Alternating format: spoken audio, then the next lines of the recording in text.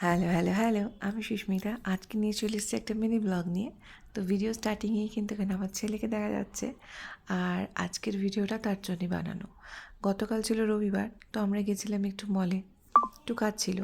আর মল-টল গেলেই কিন্তু আমার ছেলের একটু হ্যামলেসে ঘোরার খুব মানে হ্যামলেসের ভেতরে ঢোকার খুব ইচ্ছে হয়। না, কোনো জিনিস কেনার উদ্দেশ্যে একদমই নয়।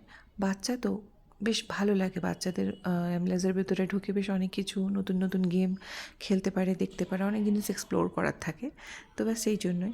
আর এখন বেশ কিছুদিন হলো হামলেজের ভেতরে এই মিরর মেজের আর মানে ওপেন হয়েছে।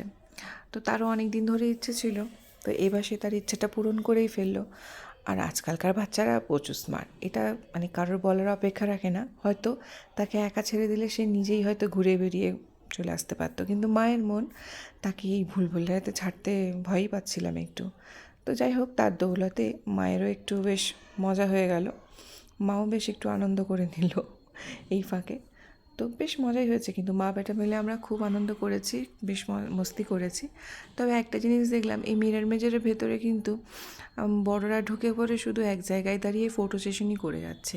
এটার যে মেন যে এক্সপিরিয়েন্স, এটা সেটা না করে তারা শুধু ফটো ফটো ফটো। তো যাই হোক, সেটা তাদের ব্যাপার।